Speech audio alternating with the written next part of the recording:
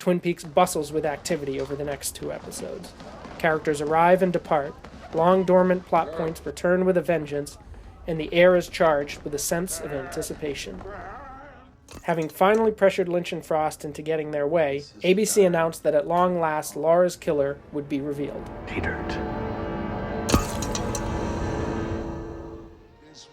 Among departing characters, Harold's exit is among the most poignant.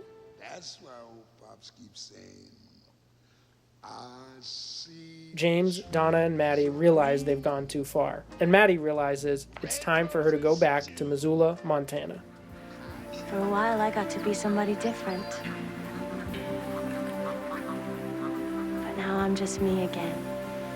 Audrey? While some characters are leaving, others return. Your father's here. Audrey, of course, is back from One-Eyed Jack's. Thank God, Audrey. And Cooper starts to detect that something is up with her father. Make a man aware. I'm aware of a lot of new things too, Daddy. Ben Horne, meanwhile, takes back his old attorney, in a scene that surprises us by revealing Leland's slimier, more corrupt side. If there is any money coming from either direction, we can run it through the Caymans, pick up some pocket money in the exchange rate. And if we have to, we can drop escrow into a black hole for 6 months.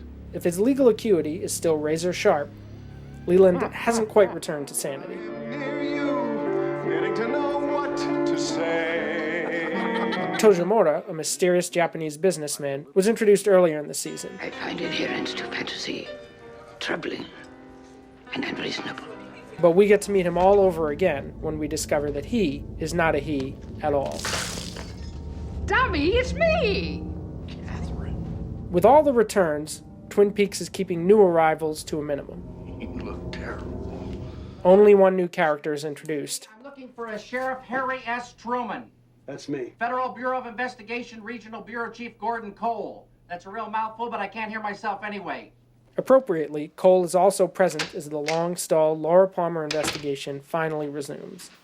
Agent Dale Cooper, you remind me today of a small Mexican chihuahua. This is triggered by the most important and unusual return of a character. There's the one-armer now.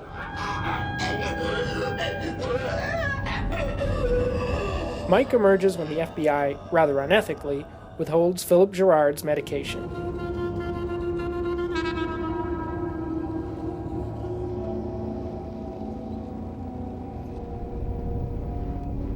There is no need for medicine.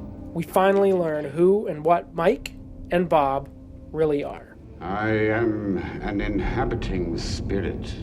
What does Bob want?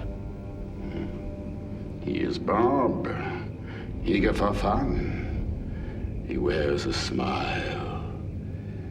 Everybody run.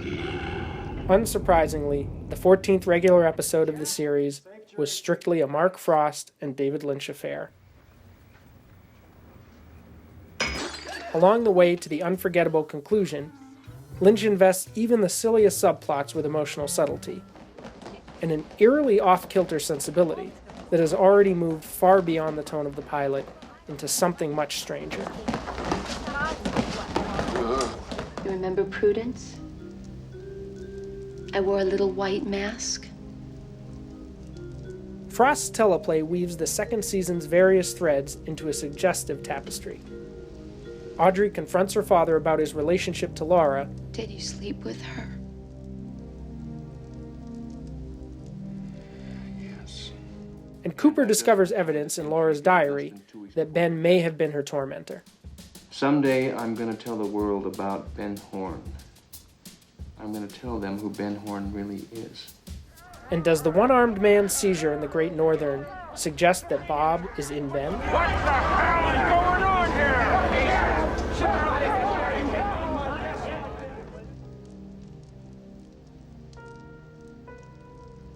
Did you kill her?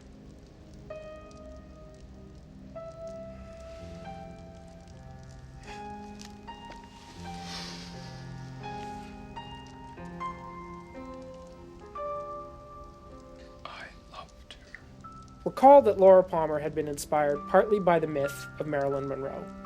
Lynch's and Frost's Goddess screenplay suggested that her relationship to the powerful and hedonistic Kennedy clan may have played a role in her death. After all, she was not the only Kennedy mistress to die under mysterious circumstances.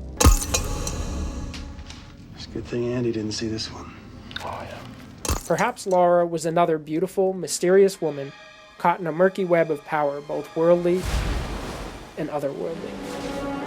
This brings us back to both Vertigo and Laura, in which deceitful deaths are orchestrated by wealthy, middle-aged men who long for younger women. It also builds off Season 1's hints that Laura's secrets are the whole town's, She said something about a guy getting killed.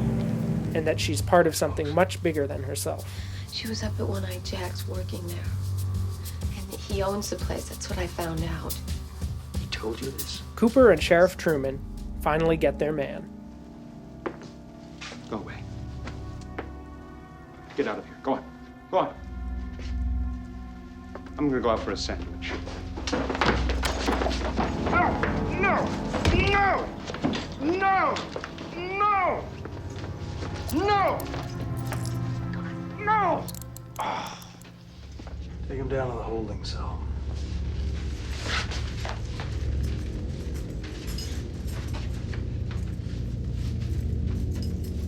Or do they?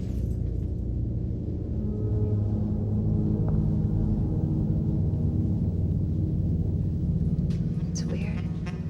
She never said anything to me.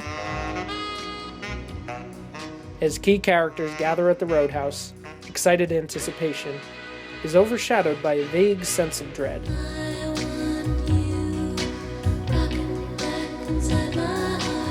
There have never been easy answers in Twin Peaks.